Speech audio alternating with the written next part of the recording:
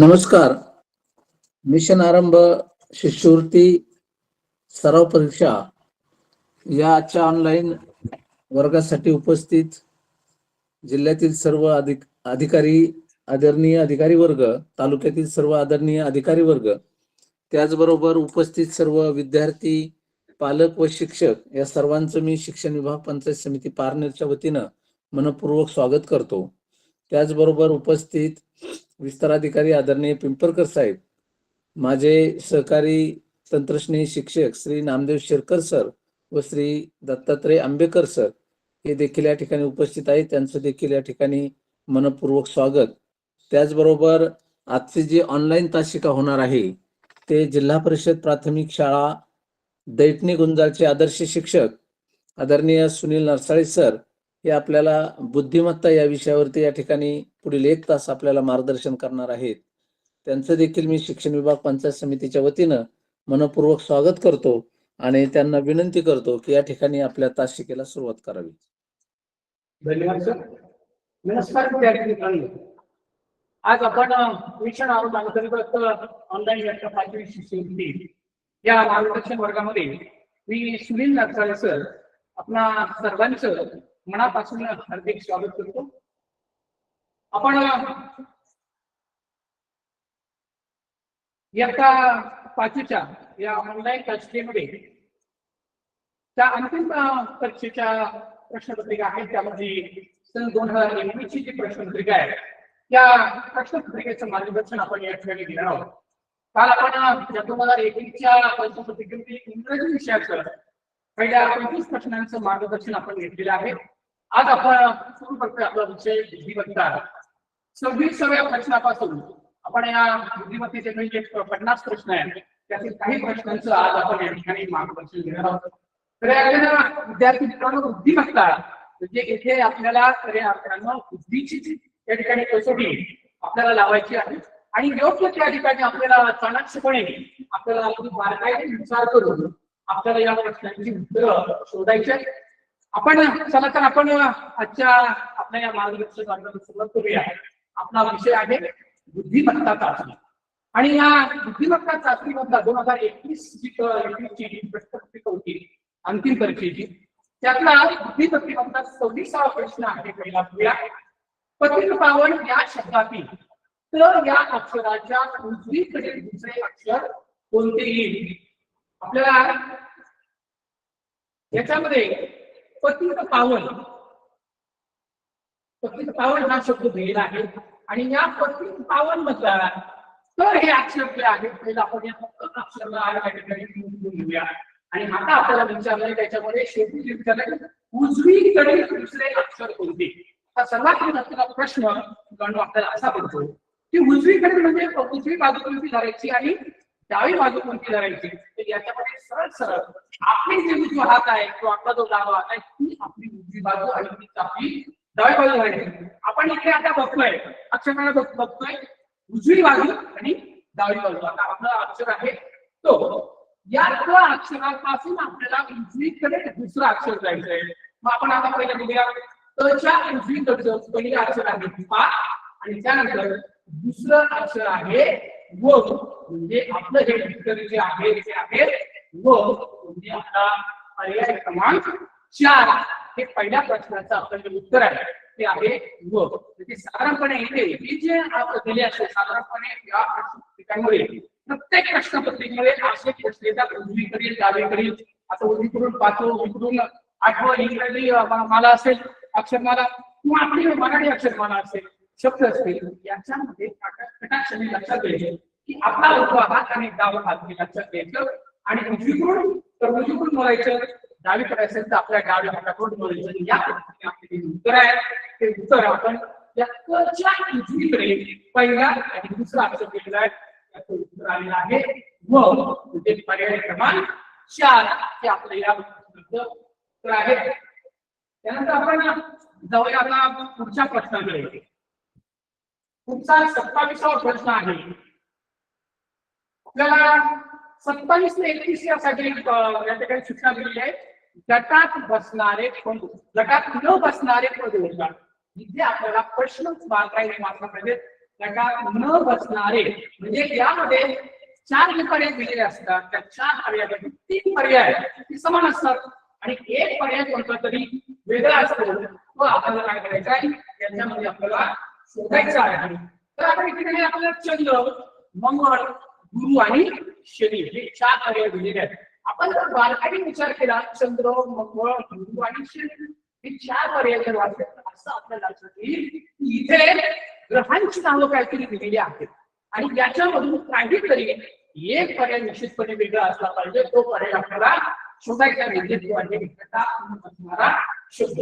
मग आपण चंद्र, मंगळ, गुरु आणि शनी तर याच्यामध्ये काय वेगळं असायला पाहिजे तर आपल्याला सूर्यमाला आठवते. आपण परिसर आपल्या सांगते सूर्यमाला शिकलेल्यावर त्याच्यामध्ये मंगळ, बुध, गुरु, शुक्र, शनी, युरेनस, नेपच्यून हे जे ग्रह आहेत हे ग्रह आपण परिसर अभ्यासाकडे शिकलेलो आहोत आणि याच्याही पुढे जाऊन आणखी आपण शिकलेलो आहोत की पृथ्वी हा जो आपला ग्रह आहे या पृथ्वीचा उपग्रह आहे चंद्र. म्हणजे मंगळ, गुरु, शनी हे जे आहेत ते आहेत पृथ्वीचे ग्रह आणि सूर्यमालेचे ग्रह आहेत आणि चंद्र हा त्याचा पृथ्वीचा उपग्रह आहे. म्हणजे मंगळ, शनी हे आहेत ग्रह आणि चंद्र आहे उपग्रह. म्हणून यामध्ये आपलं उत्तर येणार आहे चंद्र म्हणजे पर्याय क्रमांक एक हे आपल्या 27व्या प्रश्नाचं उत्तर येणार आहे. त्याच्यानंतर आपण पुढचा प्रश्न बघूया. इथे सुद्धा आपल्याला गटात न बसणारा शब्द शोधायचा आहे. 9, 65, 26, 126 बुद्धिमत्तेमध्ये सगळ्यात बुद्धीला चालना जर आपल्याला द्यायची असेल तर आपल्याला या संख्यात्मक अंकात्मक ही प्रश्न येतात जिथे आपल्याला बऱ्याच नियमांचा तिथे वापर करावा लागतो.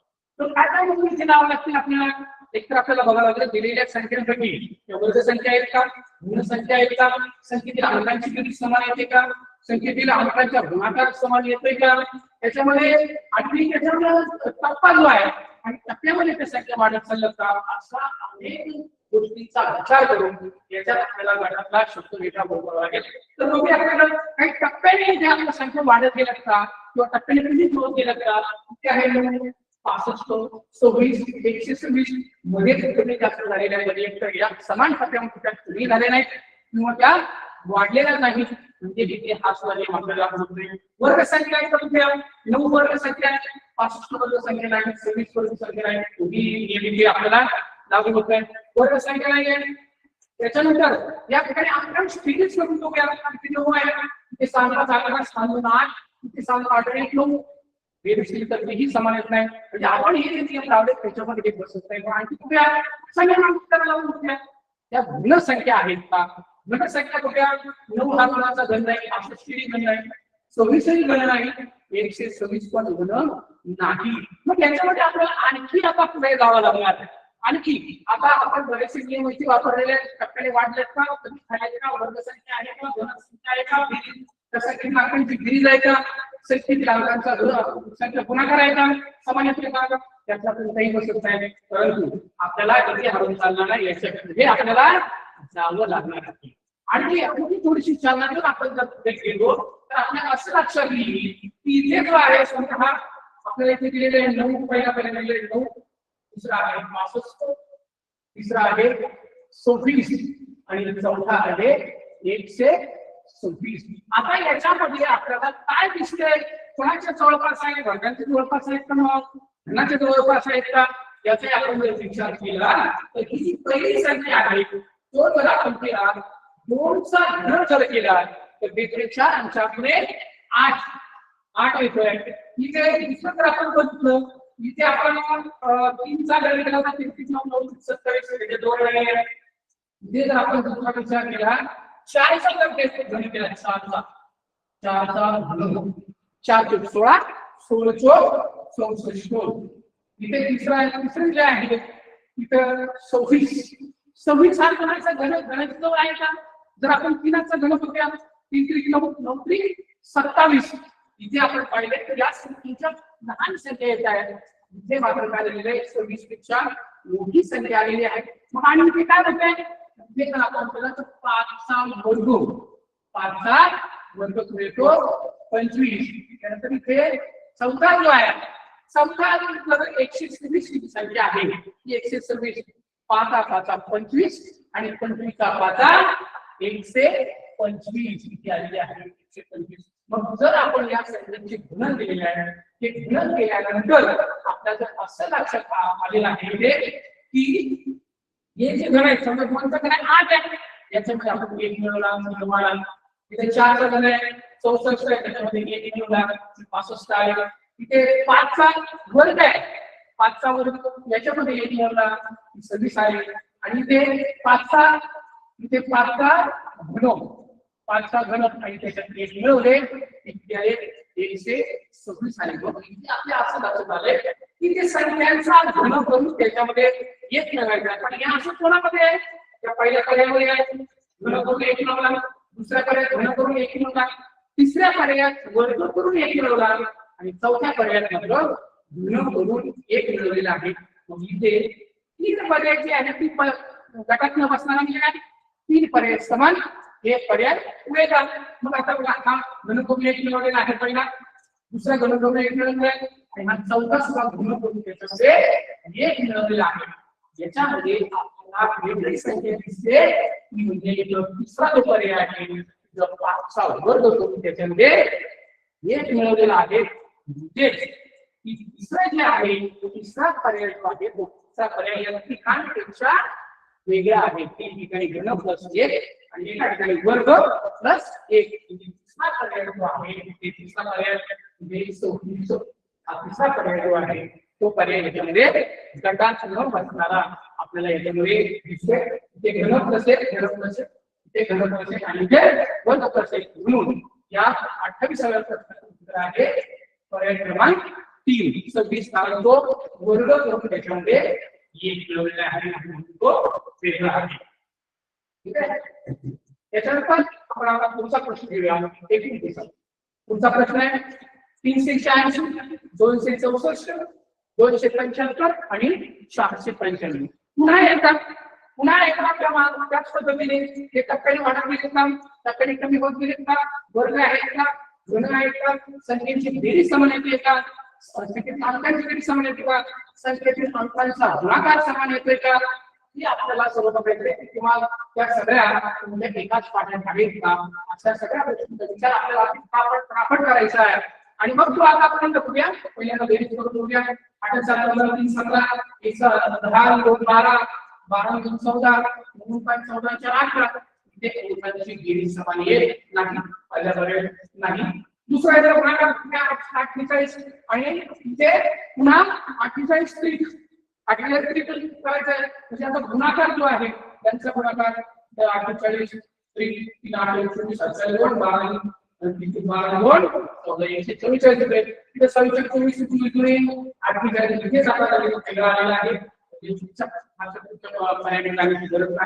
गुणाकार सुद्धा जास्त समान येत नाही मग आपल्याला काय करावं लागेल याच्यामध्ये आपल्याला दुसऱ्या पर्यायाकडे जावं लागेल काही टक्क्यांनी वाढते का 386 264 275 आणि 495 इथे टप्प्याने वाढ सुद्धा नाही किंवा टप्प्याटप्प्याने प्रमाणे ही कमी सुद्धा नाही मग आपल्याला दिलेला आहे आपण आता अंकांची बेरीज करून बघितली ती येत आहे गुणाकार करून बघितला येत आहे टप्प्याने जास्त किंवा टप्प्याने कमी हे सुद्धा त्याच्यामध्ये येत नाही मग आता आपल्याला पुढे काय करायचं एक मिनिट शोधता येईल का गुण आहेत का ते शोधावं लागेल किंवा या संख्येचा तुम्ही एका संख्येने आपल्याला लागणार आहे तिथे आता याच्यामध्ये आपल्याला जर बघायचं असेल की या संख्यांना कुठे एका स्थितीने जातोय का यासाठी आपल्याला माहित पाहिजे त्या कसोटी आपल्या कोणती पाठ आहे कापड दोनची स्पीड आहे कोणची कसोटी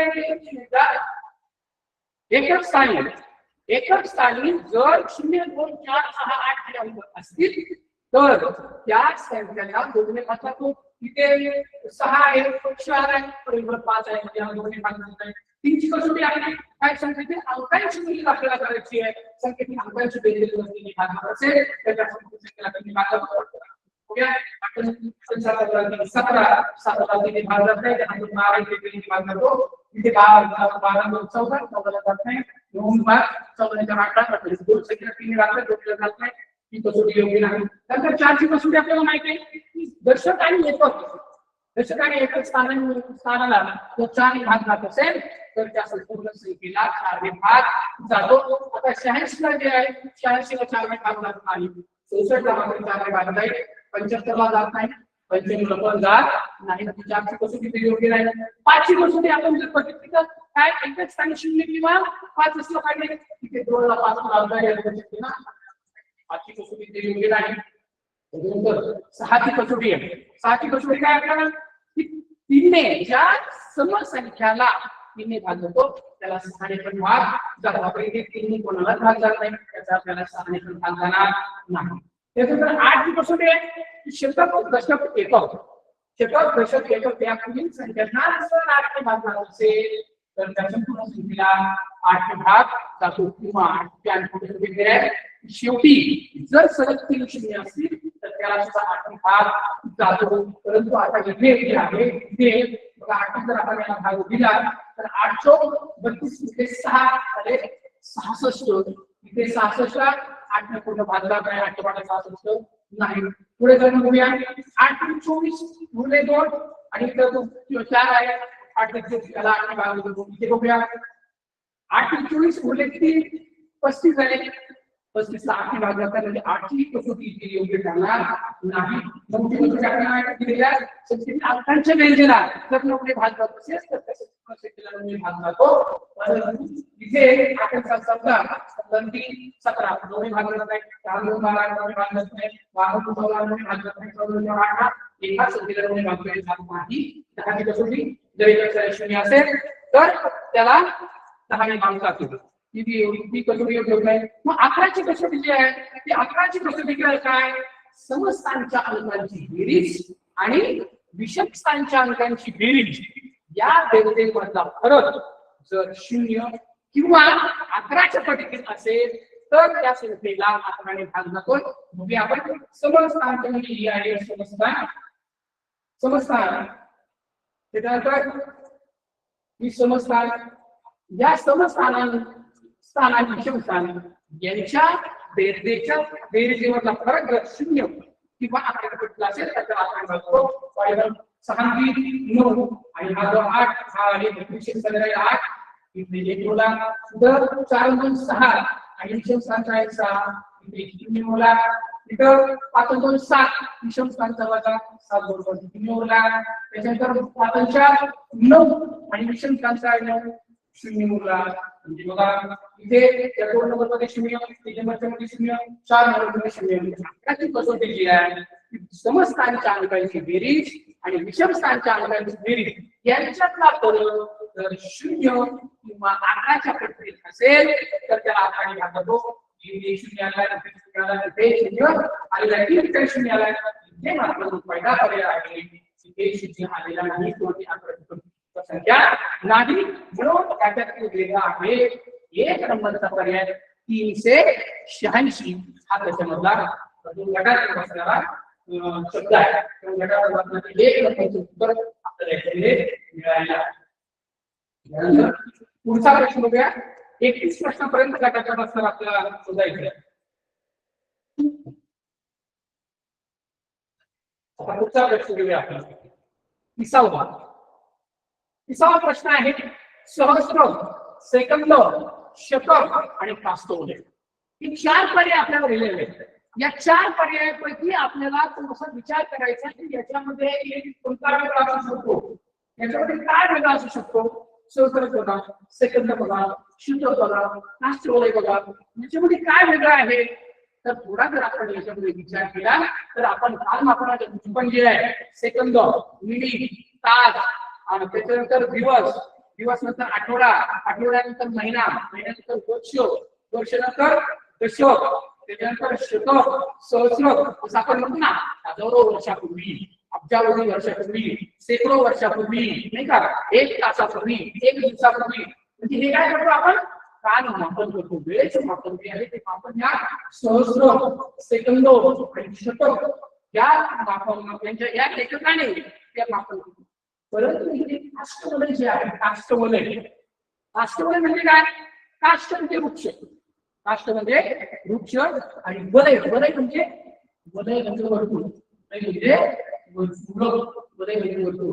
बघा एखादं झाड असेल झाड ते झाडाच्या बुंदा थोडं जर आपण कापलं तर त्याच्यामध्ये अशी वर्तुळ निघतात. अशी गोल गोल गोल अशी थोडामध्ये वर्तुळ आपल्याला पाहायला मिळतात. ही वर्तुळ काय दाखवतात? ही वर्तुळ दाखवतात एक वर्तुळ म्हणजे एक वर्ष. एक वर्तुळ म्हणजे काय? एक वर्ष. दोन वर्तुळ म्हणजे 2 वर्ष, 3 वर्ष, 3 वर्ष म्हणजे ते झाड आहे त्या झाड किती वर्षाचं झालंय हे इंडिकेट करण्यासाठी हे दर्शवण्यासाठी साधन म्हणून या काष्ट वलय वर्तुळ आहे त्या फळामध्ये त्याचा वापर केला जातो. आणि पहिले आहे सहस्र सेकंद आणि शतक ही जी आहे ती काय आहे एकक आहे. काल वापर करण्याची ती एकक आहे. आणि हे काष्ट वलय म्हणजे साधन आहे. साधन थोडक्यामध्ये याच्या मदतीने आपण काय करतो त्या झाडाचं आयुर्मान त्या झाडाचं किती वर्षाचं ते झालं असेल ते आपण ठरवतो. म्हणून याच्यामध्ये पर्याय क्रमांक 4 हे घटात बसणारं तो आहे काष्ट वलय. कारण काय ते 3 आहे काल आपल्याची होतं. आणि काष्ट वलय जे आहे काष्ट वलय काय करते झाडाचं आयुर्मान इंडिकेट करते. दर्शक आहे काय म्हणते ते दर्शक आहे. म्हणून याच्यामध्ये 4 महत्त्वाचा पैलू आहे तो वेगळा आहे. त्याच्यानंतर आता 31वा घटकाचा बसणारा आपल्याला इथे आपल्याला आकृतीमध्ये निरीक्षण करायचे. निरीक्षण पाहिजे अगदी बारकाईने निरीक्षण करायचे. त्यानंतर आकृत्यांचे प्रश्न अतिशय सोपे असतात. परंतु इथे आपल्याला अतिशय बारकाईने निरीक्षण करायचे. एक गोष्ट आपल्या नजरेत सुटली नाही पाहिजे. नजर हटी दुर्घटना घटी त्याला म्हणतो ना आपण. तसं थोडी जरी नजर झाली बदल दिलेले असतात. याच्या 4 आकृत्यांपैकी कोणतरी 3 आकृत्या समान आणि एक आकृती मात्र वेगळी असणार आहे. तिचा बरोबर आपल्याला शोध घ्यायचा आहे. आपण बघूया की 4 आकृत्यांमध्ये आता बाहेरचा भाग आहे. त्या बाहेरच्या भागाचे चारही आकृत्यांमध्ये ते समान आहे. आता आपण जर बघितला तर या 4ही आकृत्यांमध्ये समान आहे. 1 2 4 आकृत्यांमध्ये समान आहे. आता आतला जो भाग आहे ते चिन्ह जे आहे बदामचे चिन्ह आहे. या चिन्हाचा आता स्पष्ट आहे. वरचं चिन्ह दुसऱ्याचं चिन्ह. आता तिसरी गोष्ट आहे बदाम हे बघा सरळ बदाम दिला आहे खाली इथे खाली गेलेला आहे इथे खाली गेलेला आहे. इथे मात्र हा काय झालेला आहे उलट्या दिशेने वरच्या दिशेने तो दिलेला आहे. म्हणून याच्यामध्ये आपल्याला ही आकृती आहे निरीक्षण आपण केलं तर या 4 नंबरची आकृती जी आहे 4 नंबरची आकृती आपल्याला वेगळी दिसते. म्हणून हा चौथा पर्याय जो आहे तो घटात बसणारा पर्याय आहे. अशा पद्धतीने घटात बसणारे पर्यायासाठी निश्चितपणे आपण काय करायचे समान कोणते तरी समान 3 असणार आहे आणि एकच कोणता तरी वेगळा आहे त्याचा शोध आपल्याला याच्यामध्ये घ्यायचा आहे. आणि आकृतीच्या बाबतीत सोपं आहे. फक्त ते नजर एकाग्रतेने आपण त्या आकृतीचं निरीक्षण करायचे. हा 4 नंबरचा पर्याय आहे. 4 नंबरचा पर्याय या घटात बसणारा आहे. त्याच्यानंतर जाऊया पुढे आपण आता 32 मिनिट आपल्याला जायचं आहे. प्रत्येक प्रश्नपत्रिकेमध्ये हा प्रश्न विचारला जातोच. याच्यामध्ये जोडाक्षर आहे. ही जोडाक्षर कोणती आहे किंवा किती आहे हा प्रश्न आपल्याला विचारला जातो. आणि इथे जोडाचा मराठी व्याकरणाचा अभ्यास आपल्याला थोडा बारकाईने करावा लागेल. आणि मग त्याच्यामध्ये स्वर व्यंजन किंवा जोडाक्षर कशी बनतात हे जर आपल्याला माहिती असेल तर निश्चितपणे हा प्रश्न आपल्याला चुकणार नाही. जोडाक्षर बनतात कशी? जोडाक्षर म्हणजे 2 व्यंजन जेव्हा एकत्र येतात तेव्हा ते जोडाक्षर बनत असतं. पण आपल्याला माहित पाहिजे हा यासाठी ते स्वर आहे आणि पासून आपले काय आहे ते व्यंजन आहे. मग ही स्वर आणि व्यंजन जेव्हा स्वर आणि व्यंजन एकत्र येतं तेव्हा ते जोडाक्षर होत नाही. परंतु ज्या वेळेस 2 व्यंजन एकत्र येतात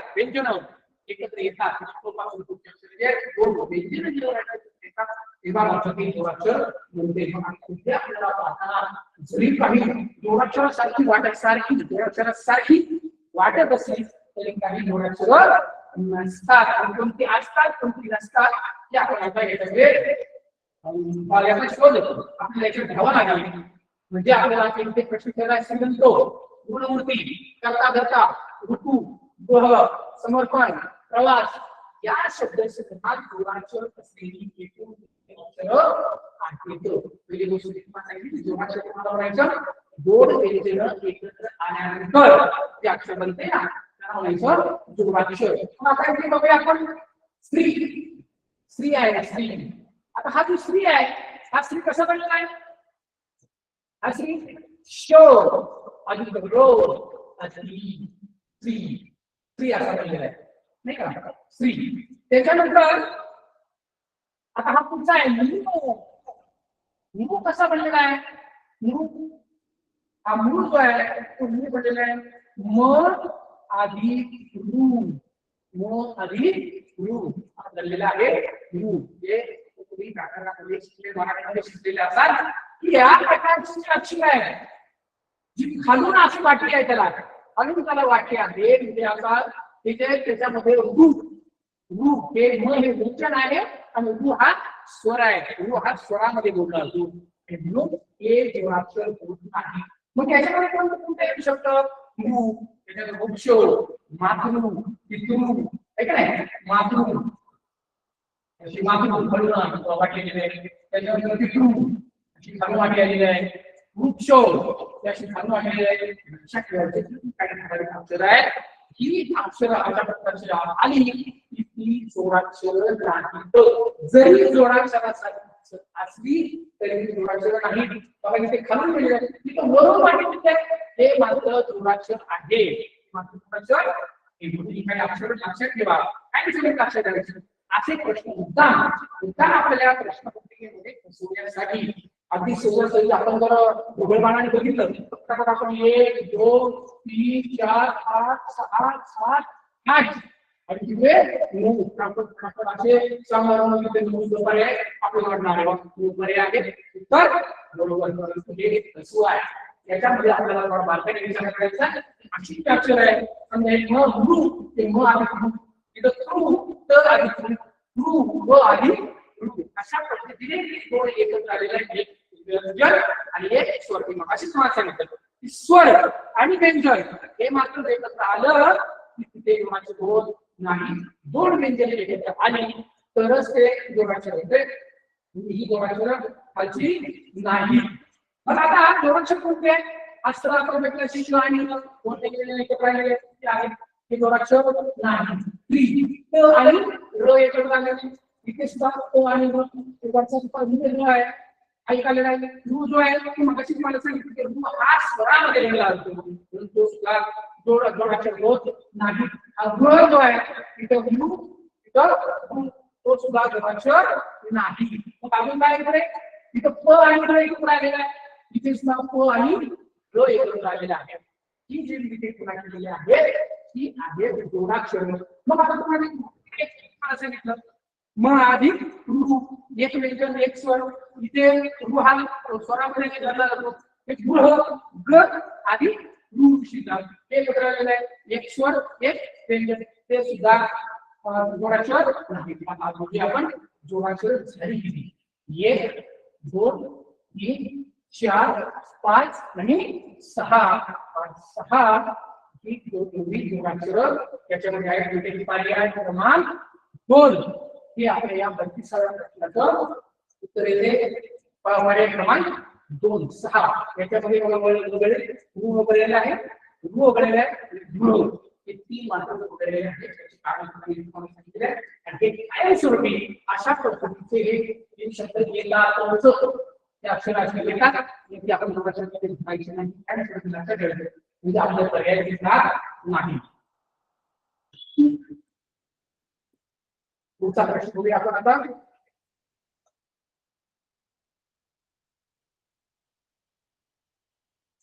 पुन्हा आता एका अंक देण्यात आलेले आहेत. ठराविक संख्या मालिकेत प्रश्न चिन्हाच्या जागी येणारा पर्याय निवडा.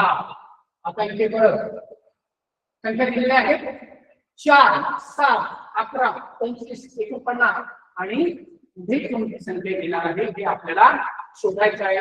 समसंबंध आहे. समसंबंध म्हणजे काही प्रत्येका पुन्हा आपल्याला पाहावं लागेल या ज्या संख्या आहेत त्या संख्या काही मांडल्या का वर्ग संख्या आहेत का घन संख्या आहेत का या सगळ्या गोष्टींचा आपल्याला विचार करावा लागेल. इथे जर आपण बघितलं तर इथे 4 वर्ग संख्या आहेत, 13 वर्ग संख्या आहेत, 5 वर्ग संख्या आहेत, 21 वर्ग संख्या आहेत, 13 मात्र वर्ग संख्या नाही. इथे घन संख्या या घन संख्या पण नाहीये. मग याच्यामध्ये आणखी विचार केला तर काही समसंख्या आहेत का विषम संख्या आहे का याचा सुद्धा आपल्याला विचार करावा लागेल. सगळ्या संख्यांना एका कोणत्या संख्येने भाग करतात का याचा सुद्धा विचार करावा लागेल.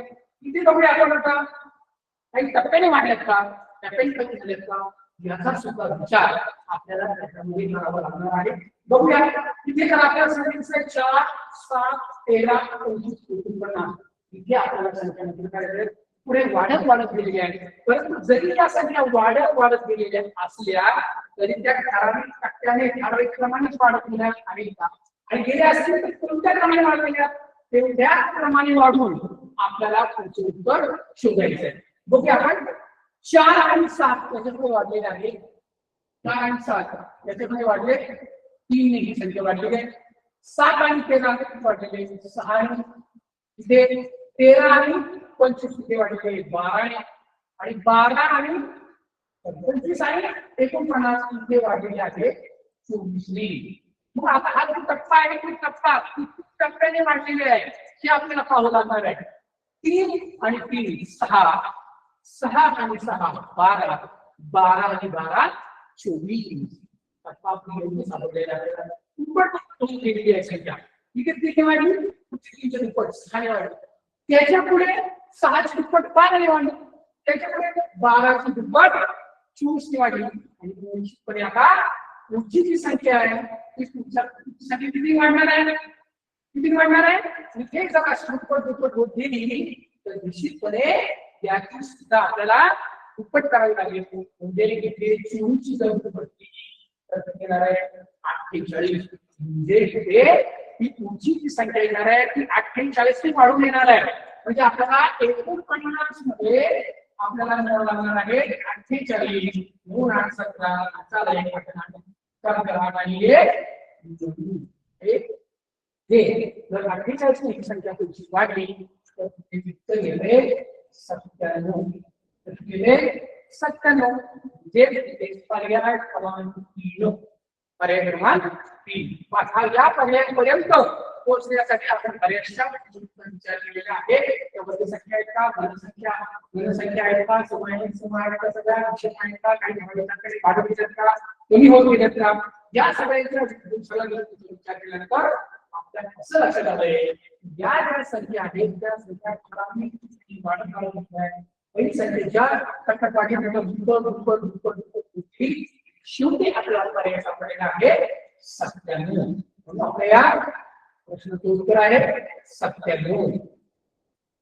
पुढे जाऊया.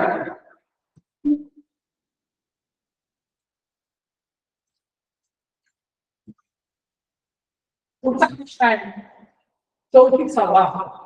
आता पुन्हा इथे आलेले आहे आकृत्यांच्या बाबतीमध्ये इथे आपल्याला निरीक्षण ही गोष्ट अतिशय इम्पॉर्टंट आहे आपल्याकडे. आपलं जर निरीक्षण अगदी बारकाईने असेल तर निश्चितपणे या आकृत्यांमध्ये आपले मार्ग जाणार नाही. करायचा प्रत्येक एक लावत राहायचा या अशा पद्धतीने आहे का अशा पद्धतीने आहे का असं क्लिक का असं क्लिक करायचा एक अनेक वेगवेगळ्या प्रकारचे नियम आपल्या बुद्धीला चालणार होईल. हे आपल्याला वेगवेगळ्या नियमांचा वापर करून त्या प्रश्नापर्यंत त्या उत्तरापर्यंत आपल्याला पोहोचायचं आहे.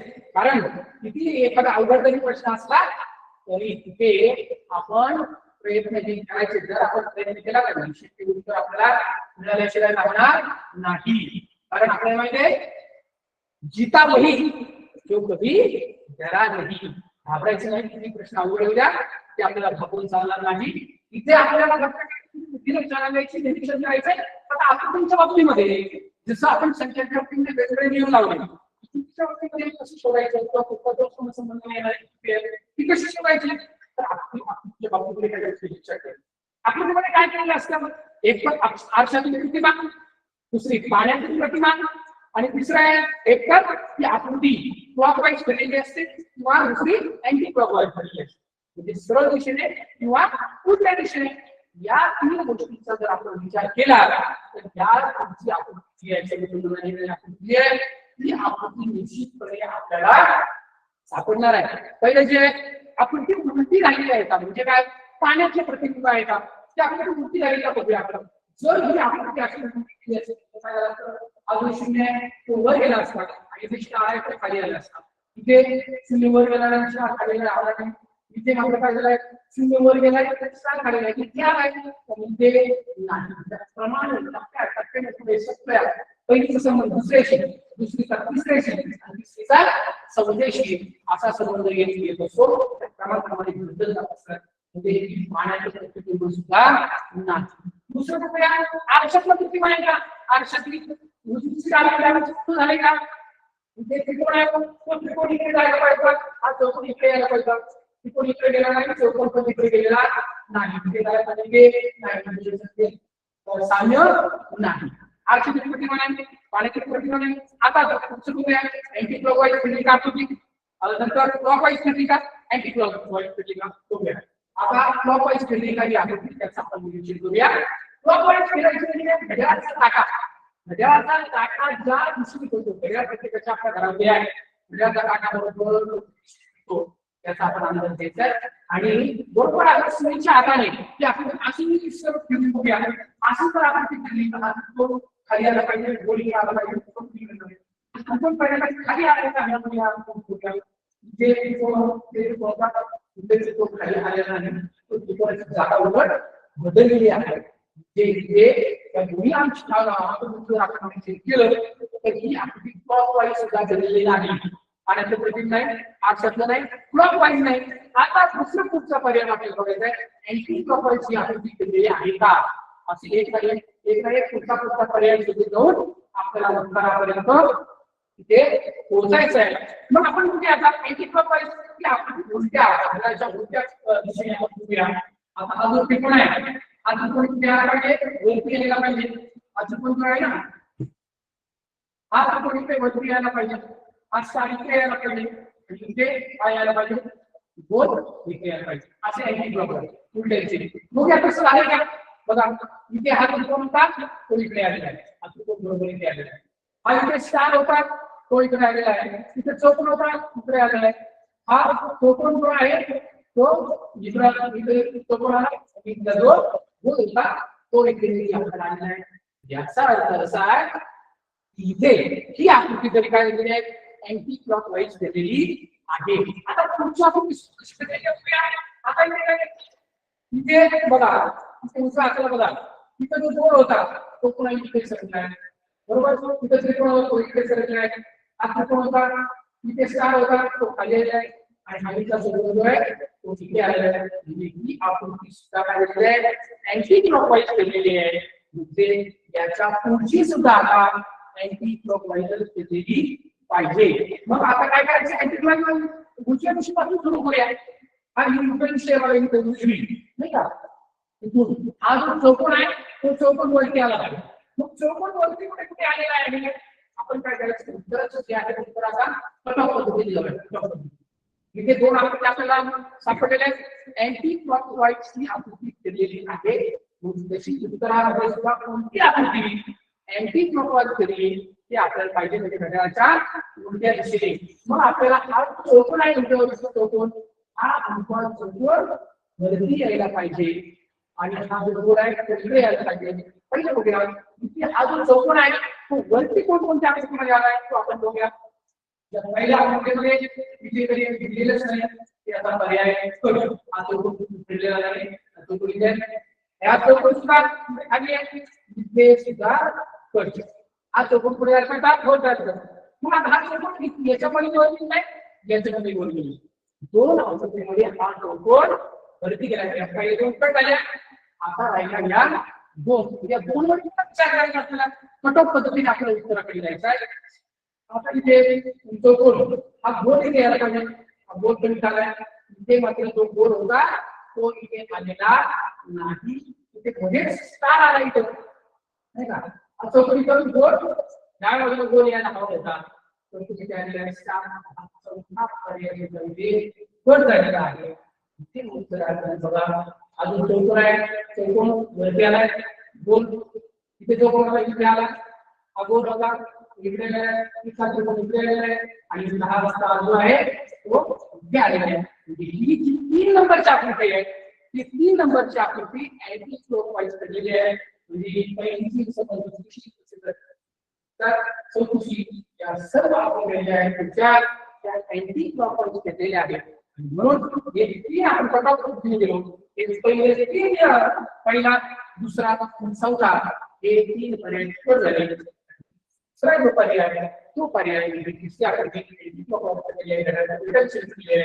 म्हणून हा 3 नंबरचा पर्याय जो आहे तो पर्याय इथे या प्रश्नासाठी पर्याय योग्य ठरेल म्हणून हा प्रश्न आहे 3 नंबर याच्यानंतर पुढची आकृती आहे 35वा प्रश्न बघूया आपण आता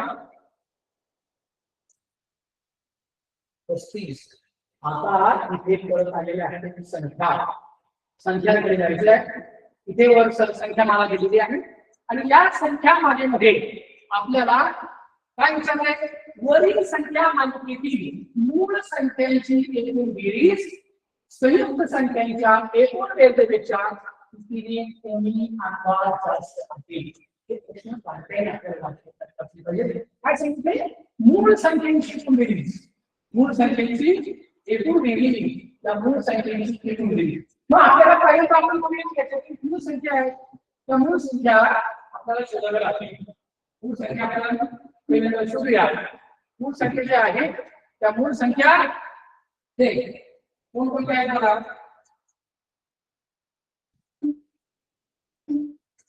इथे 6 8 7 3 5 9 4 2 आणि 1 याच्या मूळ संख्या ज्या आहेत त्या मूळ संख्या पहिला आपण मूळ संख्या आणि संयुक्त संख्या या आपल्या चांगल्या प्रकारे तयारी झालेली आहे बरोबर ना मूळ संख्या म्हणजे काय ज्या संख्यांना तुम्ही भाग घालता पण ती स्वतः आणि 1 याच्याशिवाय कोणत्याही संख्येने भाग घालत नाही त्याला मूळ संख्या म्हणायचं आणि ज्या संख्यांना ती स्वतः 1 याच्याशिवाय कोणत्या पर्यायाचा त्या संख्येला म्हणायचं संयुक्त संख्या म्हणजेच काय याच्यामध्ये या संयुक्त संख्यांना म्हणजे जसं आपण पाहतो की नाही एखादी संख्या जी आहे समजा घेतली आपण 25 घेतली 25 ला किती 1 ने भाग करणार आहे 5 ने भाग करणार आहे त्याच्यानंतर पुन्हा 25 ने भाग करणार आहे या स्वतः आणि ती यापेक्षा आणखी संख्येने भाग जात असेल तर ती संयुक्त संख्या आणि जिला फक्त आणि फक्त ती स्वतः आणि याच्या व्यतिरिक्त कोणतीही भाग जात नाही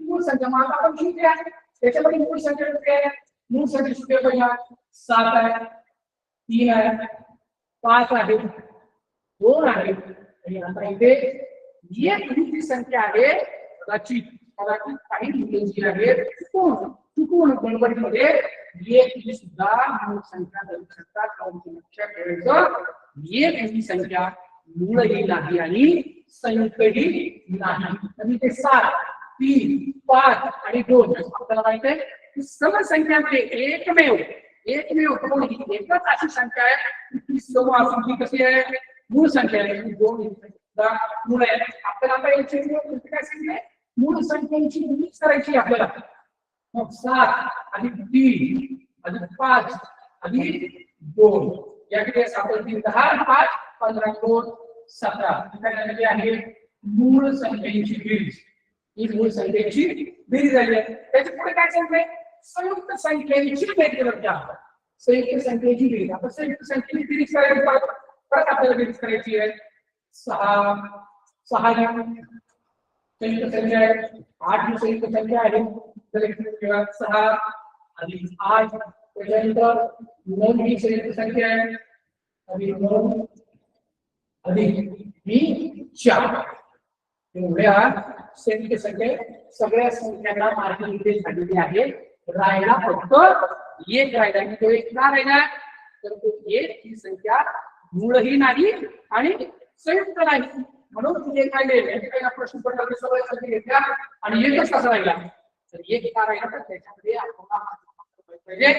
एक संख्या आणि संयुक्त नाही. आता या संयुक्त संख्येची बेरीज करूया. 8 + 7 = 14 9 23 संख्या 27 बेरीज आहे संयुक्त संख्येची. बेरीज काय आहे संयुक्त संख्येची. मग आता मूळ संख्येची बेरीज झाली 17 संयुक्त संख्येची बेरीज झाली 27. मग आता इथे पर्याय काय 10 ने आपण लगेच लिहिणार इथे 10 ने जास्त हा पर्याय घेऊन परंतु हा 10 पर्याय आहे. ते प्रश्न एकदा पुन्हा नीट आपल्याला वाचून सांगेल की आपल्याला विचारले काय. तिथे आपण सरळ म्हणणार संख्येची बेरीज 17 आली संयुक्त संख्येची बेरीज 27 आली आणि 17 पेक्षा 27 10 ने मोठा आहे 10 ने जास्त आहे आणि पर्याय किती आहे 10 जास्त. हेच आपण हे बोलून टाकू. अति घाई संकटात येईल. इथे घाई करायची नाही. जर आपण इथे घाई घाई हा 10 पर्याय केला जसं एकदा परत नाही तसं ते आहे. एकदा का बोल केला की तिथे तुम्हाला उत्तरच इथे पर्याय नाही. एका बोल झाला तर ऑप्शन नाहीच. म्हणून आपल्याला जे उत्तर काढायचे काळजीपूर्वक प्रश्न आहे आपल्याला विचारले काय याचा पुरेपूर अंदाज घ्यायचा समजून घ्यायचा आणि मग उत्तर द्यायचं. आता आपल्याला इथे जाऊन काय वाटतं वाटते हे किंबदलून आपण आपल्याला वाटतंय किंबदलून घेऊया आणि मग आणखी एका प्रश्न पुन्हा मार्गाने विचारले काय आपल्याला काय विचारलंय वरील संख्या माहिती मूळ संख्यांची बेरीज ही मूळ संख्यांची बेरीज संयुक्त संख्येच्या एकूण बेरजेपेक्षा या संयुक्त संख्येच्या एकूण बेरजेपेक्षा म्हणजे 27 पेक्षा आता काय उत्तर आले ना काही 27 पेक्षा किती कमी अथवा जास्त आहे. तेव्हा आपल्याला लक्षात 27 पेक्षा 17 किती कमी किंवा जास्त आहे. आता 27 पेक्षा 17 कमी की जास्त 27 पेक्षा 17 कमी ना जास्त अर्थातच कमी. मग आता किती नाही कमी एबीसी करायला किती नाही कमी 27 पेक्षा 17 किती कमी येणार आहे 10 ने कमी येणार आहे. आपण तो दोस्त काढला आपल्याला 27 रुपये 10 रुपये चला 10 जास्त उत्तर येणार आहे. म्हणून एकदा परत उत्तर काढल्यानंतर परत एकदा प्रश्न वाचायचा समजून घ्यायचा याचा अर्थ आपल्याला समजला की निश्चित काय करायचं मुद्दाम हे आपल्याला पर्याय 10 ने जास्त दिलेला आहे आणि ते 10 ने कमी पण दिलेला आहे. आपल्याला बरोबर आलं की मूळ संख्या संख्येची बेरीज संयुक्त संख्येच्या बेरजेपेक्षा संयुक्त संख्येची 27 पेक्षा 17 के 27 पेक्षा 17 10 ने कमी तो 10 ने कमी आहे. एकदम सोपं होतं. जर आपण काय केलं तर एक पर्याय असा आणि मार्क यासाठी का म्हणून इथे घाई करायची नाही. आपल्याला पटकन सोडवायचं आहे एका मिनिटामध्ये आपण सोडवायचंय याचा अर्थ असा नाही की फारच घाई करायची इथे आपल्याला काय संधी वाटत एक पर्याय पाहिजे आणि विचार करायचा पुन्हा एकदा एका एक उत्तर वाटत नाही 4ही पर्यायांचा विचार करायचा आणि नंतर उत्तर आपल्याला फायनल करायचे की किती लक्षात ठेवायचं. म्हणून इथे आपला प्रश्न वाचायचा असा की संयुक्त संख्येपेक्षा मूळ संख्या ही 10 ने कमी आहे. हे कसं आहे 2 नंबरचा पर्याय त्याचा आपल्याला ठीक आहे. पुढच्या प्रश्नाकडे जाऊया. 36वा प्रश्न आलेला आहे. पुन्हा आकृती आलेली आहे आकृती आणि आकृत्यामध्ये उत्तर शोधताना कट ऑफ पद्धतीने जायचे कट ऑफ पद्धती कट शेवटी बरोबर आपल्याला काय होते उत्तर बरोबर सापडते. कट ऑफ पद्धतीने असं करून जरी घेतली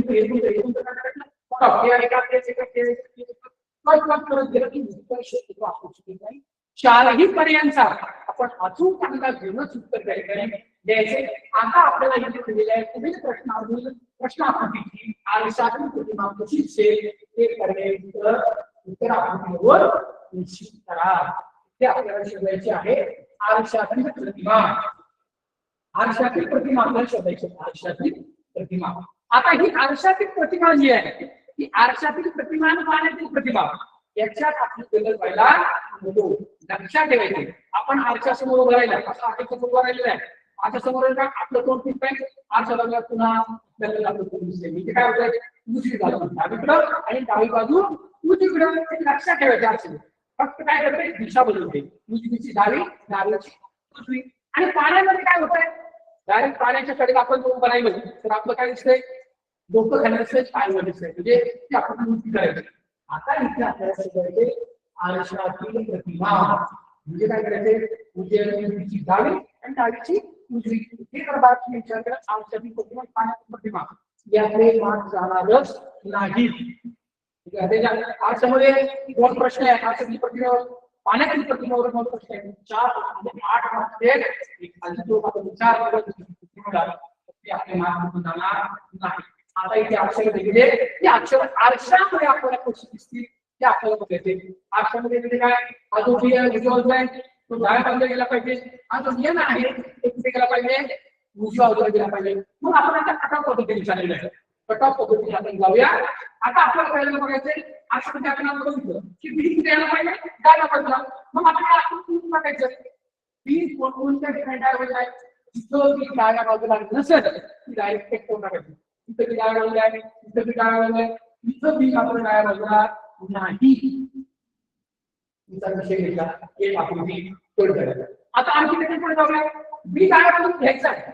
ही कुठे येणार आहे डाव्या बाजूला घ्यायचा आहे. पण कसा होणार आहे तो असं कसं तर कसं नाही येणार असं उलटा होणार आहे. उलटा होणार आहे. मग आता बी उलटा होणार आहे. इथे बी उलटा आहे इथे बी उलटा आहे. तर इथे मात्र बी सरळ आहे.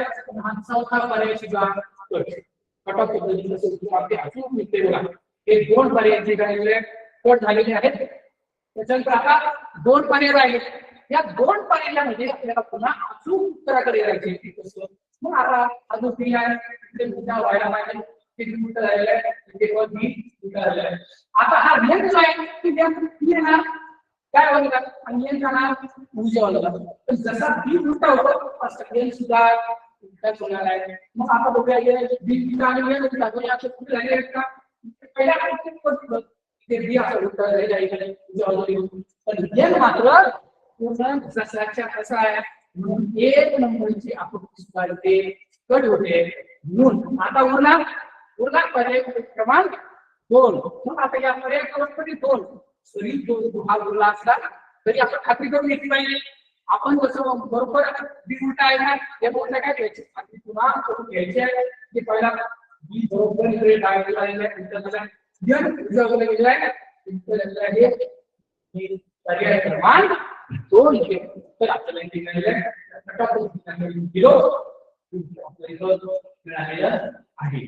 आता आपण पुढची त्याच पद्धतीने पुढची आकृती जाऊया. ही सुद्धा आरशातील प्रतिमाच आहे. आरशातील प्रतिमेकडे आपल्याला जायचंय. तर बघा हे आरशातील प्रतिमा बघायचं काय झालं पाहिजे उजवीची डावी राहिली. हा जो गोल आहे हा जो गोल आहे तो गोल कुठे गेला पाहिजे उजव्या बाजूला. मग आता इथे कट झालेली आहे. आता दुसरे या 3 आकृत्यामध्ये हा गोल कुठे गेलेला आहे उजव्या बाजूला गेलेला आहे. आकृती आपली कट झाली. आता हा गोल पी गेलेला आहे. पी मध्ये आणखी दुसरा नियम द्या. दुसरे काय हा वरची आकृती आहे हा वरचा केलेला उजव्या हाताला आणि हा उजव्या हाताला हाताने घेतलेली आहे.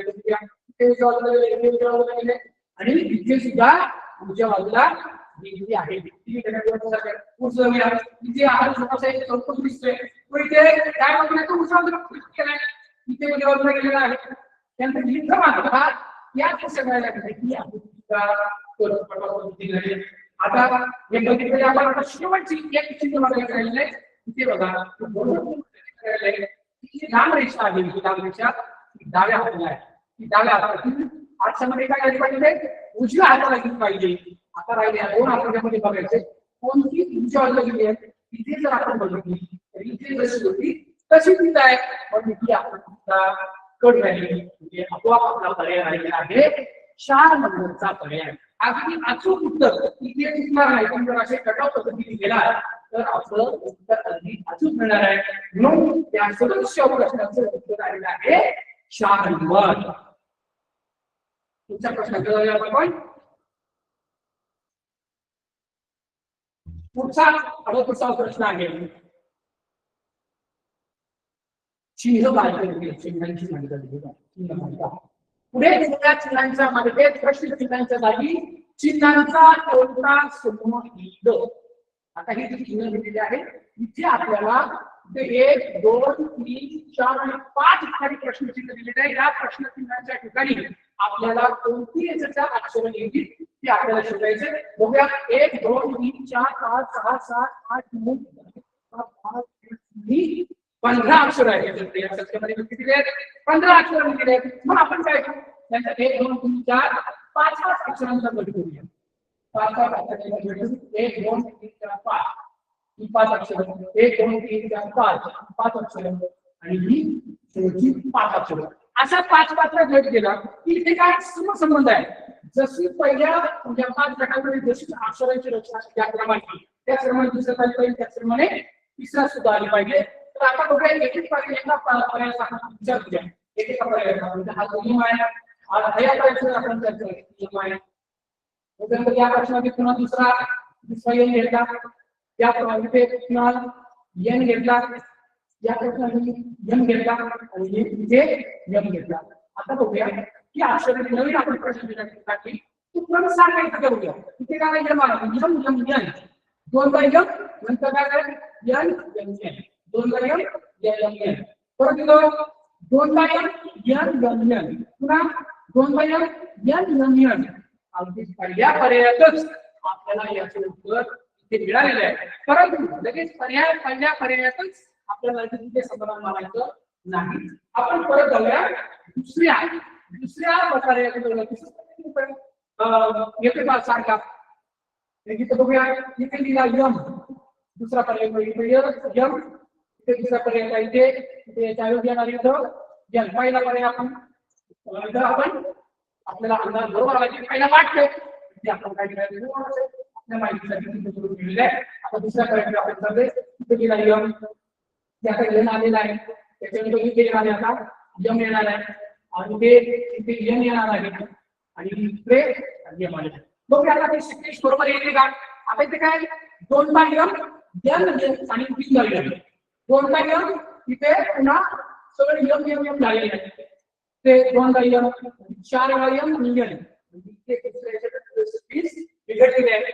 पुन्हा तिसरा बघितलं तर इथे काय होतंय एम एन म्हणजे M 2 by M M N ही पहिली नाची ही दुसरा पर्याय आहे. तसंच तिसरा आणि चौथा फटाफट आपल्याला त्या ठिकाणी बघायचं की पर्यायामध्ये जर सिक्वेन्स सारखी आली इथे सिक्वेन्स सारखी पहिल्या 5 अक्षरांमध्ये ही सिक्वेन्स येते ही सिक्वेन्स पुढच्यापासून पुढच्यापासून आली तर तो पर्याय विद्य आणि संबंध आहे. म्हणून एक नंबरचा पर्याय जो आहे तो 1 नंबरचा पर्याय आपल्याला सिक्वेन्स जी आहे ती सिक्वेन्स बरोबर आलेली आहे. त्याच्यानंतर पुढचा आपण बघूया 39वा प्रश्न. परत इथे आकृती मगाशी आपण पाहिली मी आरशातली आकृती. आता इथे आपल्याला बघायचे पाण्यातली इथे पाण्याचं प्रतिबिंब आहे. त्या चिन्हावरून आपल्याला आरशातलं चिन्ह समोर असं पाण्यातलं खाली चिन्ह असतं. इथे पाण्यातली आहे. आता पाण्यातली म्हटल्यानंतर काय उलटी होते खालची बाजूवर वरची बाजू खाली. 245 आहे. पुन्हा आपण याच्या जाणार आहोत कट ऑफ पद्धतीने. चला 245 उलटा होणार त्यांची जागा बदलत नाही. फक्त काय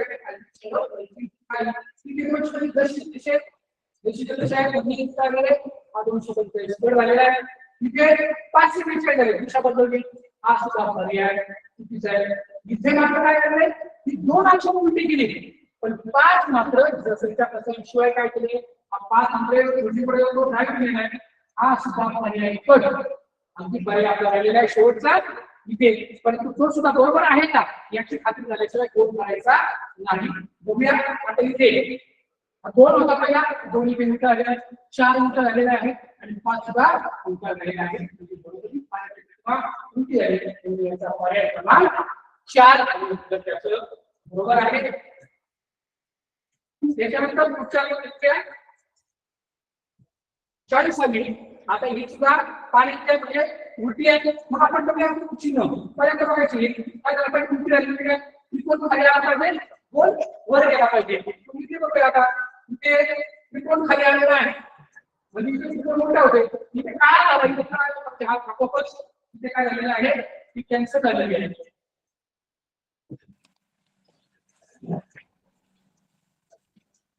इथे ही आकृती कॅन्सल झाली. नंतर हा आपण खाली आला परंतु इथे काय झालं, वर झालेला ही सुद्धा कॅन्सल झाली. इथे काय झालेलं आहे, वर वरती केलाय खाली आला पण खाली उलटा व्हायला पाहिजे होता, उलटा झाला नाही.